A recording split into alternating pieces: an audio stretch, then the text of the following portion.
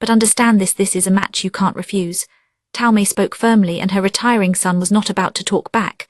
The woman arrived several days later, and Baryu found he couldn't make heads or tails of her. Hello, Machu's the name, but you can just call me Miss Chu. She was certainly enthusiastic, Baryu observed, almost the polar opposite of him. Miss Chu, you're standing extremely close. But well, you seem to be that sort of person, so I suppose we'd best get used to it. Anyway, Miss Chu, this is my little brother Baryu. He has a tendency to faint periodically, but you can simply call one of the menservants to carry him to his bedroom. Roger that. Chu dashed off a bow to Maomao, then trotted over to Baryu. In a panic, he tried to tuck himself into a corner of the room, but found Chu was already behind him. She whispered in his ear, "Ooh hoo hoo. Think you can run? How very naive. But then Miss Chu doesn't dislike that kind of person." "Ex," Baryu cried and promptly fainted. His first impression of Chu was that she had no sense of personal space and that he was never going to survive with her. "Hello, Miss Chu is here," Chu drawled. "I made a nice cotton jacket for you. Try it on." I made some bean buns." "Oops, you're studying. Well, eat them while they're hot. I got this bamboo screen for you so it will be easier for you to talk. If we put this between us, can we have a conversation?" Chu seemed to be visiting Baryu all the time and about virtually anything. Just when he thought maybe she was simply a loud person, she brought him bean buns while he was studying for the civil service exam. No sooner did she seem to be too close than he found her at a carefully measured distance. This young woman, Chu, was indeed somewhat noisy, but also highly capable. Each batch of bean buns was a little closer to the size and flavor Baryu preferred. His cotton jackets always seemed perfectly suited to the season and fitted to his body. And the bamboo screen, honestly, it was a huge help. Hoo. "Oh, Miss Chu, you're so useful," Chu said. "Does one normally say that of themselves?" Baryu mused from behind his screen. He did not remember how long it had been since they started talking through the bamboo divider. Not being able to see the other person's face made him much more comfortable. He went on, "I cannot say I think you gain much by marrying me. To be perfectly frank with you, my younger brother is going to inherit the clan. Even if you and I had children, they might well simply be adopted by him, with no special regard for you. I suppose my older sister might raise them." How many years had it been since he'd spoken for so long with someone other than a blood relative? Adopt them, so Miss Chu wouldn't have to do any child rearing. Well, that sounds like the best of all worlds. That is what interests you here. Baryu could not believe his ears. They were talking about what would happen when the children were born, but there remained the looming question of whether they could produce any to begin with. Just thinking about it made him flush red. If Miss Maomao brings them up, I am sure she will do a good job. It is certainly safer than having me raise them. Miss Chu expects to be a very hard-working woman. He did not think she was simply putting on a brave front, she really meant that. Baryu thought back to what his mother had said. If Chu was a member of the Mai clan, she might take her child as her successor. In which case letting Maomao raise and educate the child would be very appropriate. Baryu was a weak person. He did not have it in him to go against somebody. So when a match had come to him, he really had no choice but to accept it, even if it was purely a strategic marriage. "What do you say, Baryu? Am I a little bit helpful?" "Certainly, in your way." He had started to become accustomed to this unusual woman just the slightest bit. "May I douse the light?" "Do not worry, I know what I am doing." Perhaps those words left something to be desired as a sweet nothing on their first night together. The bit about the light was fine, but what about the rest? Wasn't that the kind of thing the man usually said? Then again, Baryu, with his near-pathological mistrust of other people, had never practiced elsewhere. He wanted to ensure he'd make no mistakes on his first night. Even worse, he had to let his partner do absolutely everything, a most dishonorable situation for a man. "It doesn't tickle, does it?" "Of course it does," he grumbled. His wife gave a giggle that sounded much like the twittering of the sparrow she was named for. Baryu could never say no to that. "You have such nice, smooth skin, I'm downright jealous," Chu drawled, but somehow she sounded more sultry than usual. Baryu did the only thing he could do. He closed his eyes. Even after the child was born, Chu was still Chu. It really is just like a monkey, isn't it? Everyone says it takes after you, Baryu, but I'm not sure how they can tell. Hoo boy, did giving birth tire me out though. It was probably the third most painful thing that's ever happened to me. "You can handle the next one, Baryu. I keep telling you that's not how it works." Baryu had eventually reached a point where he could talk to her without the screen between them. Now he accepted the snotty, red-faced infant from Chu. "Don't be shy of your own baby, okay? she said. Now that's just rude. In point of fact, he found it difficult to hold the child. It flopped around as if it had no bones. Baryu grew uneasy and was about to give it back to Chu, but she rebuffed him. I don't want it anymore. What if I held it for too long and it remembered my face or something? Are those the words of a mother? Anyway, it hasn't even opened its eyes yet. Miss Chu is not going to raise it. That was the deal, wasn't it? After not very long at all, Chu said she had some work to do and left the house. By that point, Baryu was already convinced that she was indeed a member of the Mai clan. He often recalled that members of the clan didn't even know of each other's existence. They simply followed and obeyed their respective imperial family members, and that was what gave them their hierarchy. To gain greater rank was an honor within the clan, one that also applied to successors. Chu, too, would one day choose someone to follow in her footsteps. Baryu decided to assume, or at least pretend, that distancing herself from her child was, in its own way, an expression of a mother's love. Chu was always a lively presence, never quiet except perhaps when she ate and when she slept. Then again, was she really sleeping when she was sleeping? That was the Chu he remembered. Now here she was, covered from head to toe in bandages and lying in bed. He'd been told that on her way back to the western capital, Chu had been in a battle with a bandit, and that was when she had received these injuries. Normally, the best thing might have been to let her lie quietly and not move her, but her work didn't allow that. After the surgery was finished, they had loaded his battered wife into the wagon and taken her home. Council had been in session when Chu returned to the main house, so Baryu did not hear about her until afterward. It was just moments ago, in fact. A young woman was sitting by the bedside, an apothecary. It was Maomao. Oh, they both said. Baryu was not sure how to follow that up. He had hardly ever met Maomao face to face. Usually there was at least a screen or curtain between them. It was Maomao who broke the silence. Chu is very badly hurt. Please do not overstress her if you can avoid it. Maomao hardly looked like she was in a much better state. Her own face was covered with scratches. She must have fought as hard as she could to treat Chu. Baryu could only bow his head. He understood Chu had let this happen to herself because of her work. He did not know what that work was. All he knew was that there was nothing he could do. Almost absently, he brushed her undamaged hand, the left one. The fingers were cold. Chu mumbled. Baryu almost jumped. His wife's eyes drifted open. They looked puffy, maybe from sleeping for so long. Well, it is my husband, she drawled. You look ready to keel over and die. I dare say that's my line. Hoo, I made a little boo-boo. Shouldn't have been so soft. Baryu felt better just hearing her voice. At the same time, he couldn't help noticing how thin and frail she sounded. Question okay, she said. Yes, what? You know, I won't be able to move as well as I could before. What do we do? She said. I not Miss Chu. You think maybe I'm all washed up. No more use. Maybe you should go ahead and divorce me. The sudden mention of divorce brought Baryu up short. You're asking me what to do. That right hand isn't going to be any use to anyone, Chu said, drawling again. Yes, it would certainly make some daily tasks harder. But then again, aren't you ambidextrous, Chu? Baryu knew he'd seen her wield chopsticks perfectly well in both hands. Plus there were all those flags and flowers and doves, which she produced as capably with the left hand as the right. You were always 10 times as agile as I am, he said. With just one hand you'll still be 5 times as quick. In the time it took Baryu to roll 1 bean bun, Chu could make 10.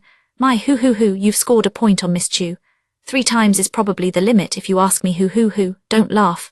You'll aggravate your stomach injuries, Baryu said, slightly frantic. Fu hee, how very rude. I see your injuries haven't stopped you from chattering as much as ever. Or did you take a blow to the head that knocked all the foreign languages out of it? Nope, I still remember them, I think. Oddly enough, Chu seemed to be enjoying this. Then there's nothing to worry about, is there? That's a fair point. All right then, perhaps the very helpful Miss Chu could make one request of you. What is it? You see, Miss Chu is very hungry at that moment. Her stomach gurgled mightily. Listen, when he wondered had they started to share such familiar conversation. It would certainly be a great deal of trouble to fill the gulf between himself and a new wife one little bit at a time. He'd done it once, and that was enough for him. Chapter 27. Master and Pupil all right. Well, don't force yourself to eat too much. Once Baryu was sure that Chu had eaten her food, he left. He had stuck around during the meal, maybe in case he could help with something, but Chu had so little trouble using the chopsticks with her left hand that he could only sit and watch. Chu thought maybe she should have looked a little less capable, even if it would worry him.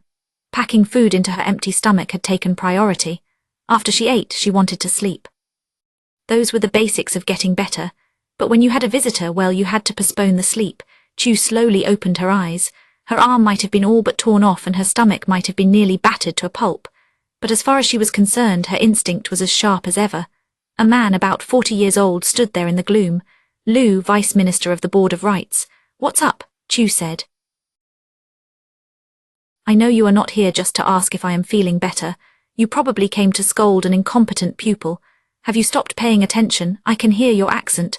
"Oopsie, pardon me very much," Chu said in a pointed drawl. She could not sit up. She had at least one broken rib, she gathered. They had braced it. It had been a challenge when she was eating, but she had lived with it. "My right hand is pretty useless now, but I still have a perfectly good left one." "I have no use for compromised competence. Then do I have no value anymore?" Chu's face crumpled. Apparently, being 3 times as agile as Baryu was too much reduced. "Are you going to pick a new successor, mentor? Do you realize how long it would take me to find and raise one at this point?" "Oh, certainly I do. Even someone of my abilities would need at least 5 years. No matter how talented they were, we would be talking at least a decade total." "Hard times. I didn't put all that effort into you so that you could be the crest of a human wave.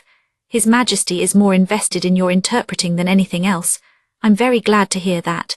But I won't be able to do my cute little performances anymore, and that's a problem. Maybe I could learn some entertaining stories. She'd have to start collecting jokes like the ones Maomao told. Am I not going to be disposed of? I can't dispose of you. That's my whole problem." "I'm very sorry about that. Drawl. I want you to find a successor candidate, one even more distinguished than you are." "Distinguished, you say?" Just for a second, Chu thought of Xiaohong. She was more than suited to the role, but it would be hard to pry her away. Well, in good time, Chu grinned. It was Vice Minister Lu who had drawn Chu into the Mai clan. Publicly, he was second in command at the Board of Rights. It was rare for a member of the clan to rise so high in the world. They preferred less conspicuous roles that provided greater freedom of action. Vice Minister Lu's older brother had died, so he became the head of his family. When Vice Minister Lu went to the imperial capital, Chu followed him. There she met Maomao and married Baryu. The marriage wasn't entirely her choice. Vice Minister Lu and the Ma clan had strongly influenced it. Chu didn't mind so long as she remained valuable. Baryu was a decent person, and she thought he was a good husband. Most people might not have been happy living so far from their homeland. However, Chu had the talent to become an even better member of the Mai clan than her mother had been. As her value rose and was recognized, it would be shown through her rank. Her mother had also been part of the Mai clan. Sent to be His Majesty's eyes in the Western lands, her beauty had made her Jiakuo's wife. But that is all the woman was. Vice Minister Lu had told Chu in that mansion in the Western capital long ago. He said she was just a trophy, fit to be fussed over. She might have been His Majesty's eyes, but she was never given any great task, and her rank within the clan is low. So she rushed to achieve results. She went to Sheo, claiming it was for business, but those of compromised competence were well. She screwed up. Just when it seemed her identity was about to be revealed there in Sheo, she was in a very convenient shipwreck. She decided to infiltrate yet another country until things had cooled down a bit. During her stay, Chu was born. Deep down, Chu's mother was something like what one might call a con artist. She truly loved Chu's father as her husband, but when the job was over, she cut them loose. Chu and her father. She had likely taken information about her father's business contacts as a bargaining chip to get back into Li. Vice Minister Lu's own mentor had aided her in her escape. When Chu's mother returned to the Western capital, she pretended to have no memory of Chu or her father. She reunited with her husband and 3 children, and even gave birth to another child. Jiakuo's subsequent destruction of the Yi clan probably owed something to her mother's lack of ability. She wasn't able to do what the Mai clan should have done, squeezing like a snake from the inside until he couldn't move. As a Mai clan member, she was simply too compromised. Chu's mother knew that perfectly well. Instead, she endeavored to choose a distinguished successor. It was too late for her 3 children, who had been poisoned by Jiakuo while she was away. That was why she decided to have that last child Hulan, Jiakuo's 3rd son. She would raise him as befitting someone whose name meant tiger and wolf, and use him to remake the Western capital according to her own designs. The simplest way to do that seemed to be to expel Jiakuo's recalcitrant eldest son and make Hulan the assistant to the much more pliable second boy. It was almost impossible to predict what might happen to the family if the eldest son ascended to the headship. But with the second eldest, they might be able to hope for some stability. There was another possibility. Maybe someone not of the Gyuku family, could be put in place in the western capital. The thought occurred to her, but then the eldest son learned Hulan's secret. He learned what he was planning. That Master Shikyo sure is an interesting guy, huh? Who would have expected him to volunteer to be part of the Mai clan? Anyone could see he was hardly suited for covert operations.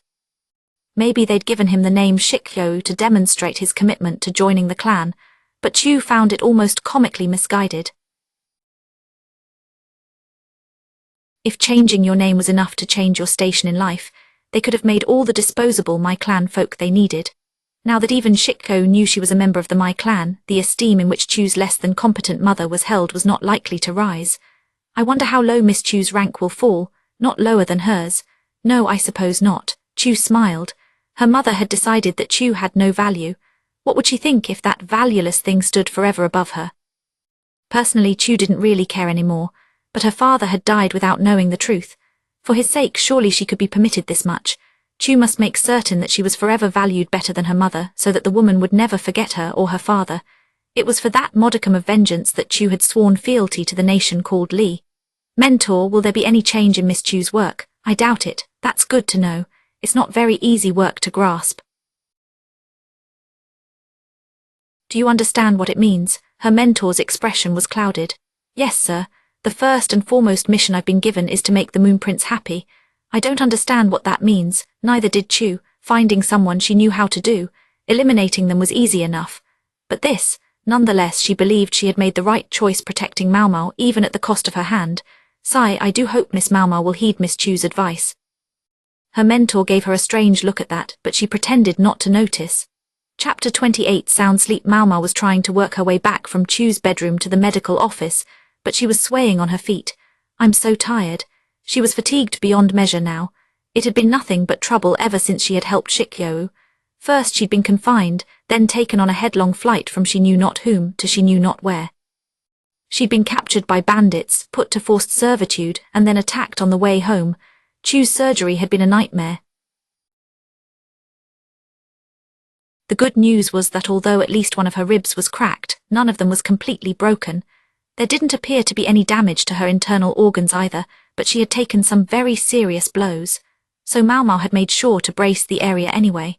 No severe injuries to her torso meant she probably wasn't in danger of losing her life. Her right arm, though, was going to be a problem. It was in a sorry state. There was no way around it. It was still shaped like an arm, more or less, but that was the extent of the good news. Everything below the elbow was a mess. The bones were shattered and the flesh was all but shredded. Chu was a perfectly skilled bodyguard, Maomao thought, but that night she had simply been at a disadvantage. Bearman hadn't been thinking. He was all pain and rage, and it had given him the nigh unkillable tenacity of a viper. She had fought a wounded beast, and this was the result. Maomao had set the bits of bone back where they belonged. She had sewn the sinews together and stitched the torn flesh. The surgery had barely been a surgery. It was more like a live experiment, a trial and error procedure done on the spot. No anesthetic was available, so Chu bit down on a handkerchief. Maomao had someone hold Chu's arm down, but Chu hardly flinched throughout the procedure. Just how much pain could she take?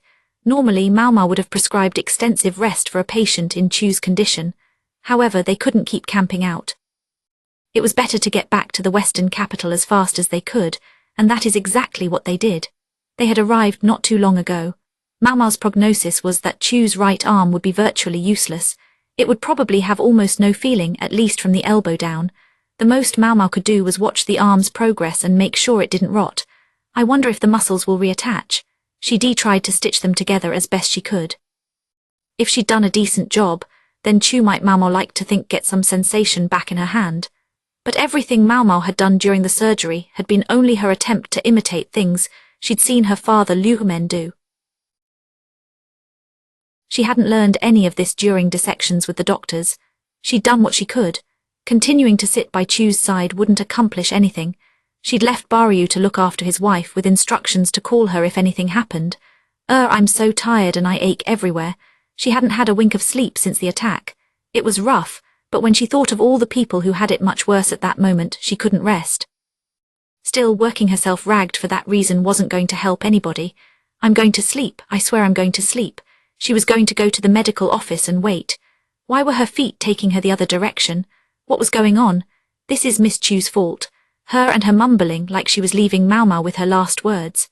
Under any other circumstances, Maomao would have said that conserving her stamina was the most important thing at that moment. Instead, she headed for Jinchi's office. Maomao didn't normally come to this room without a summons from Chu or someone, and she found it required more courage than she'd expected to knock on the door.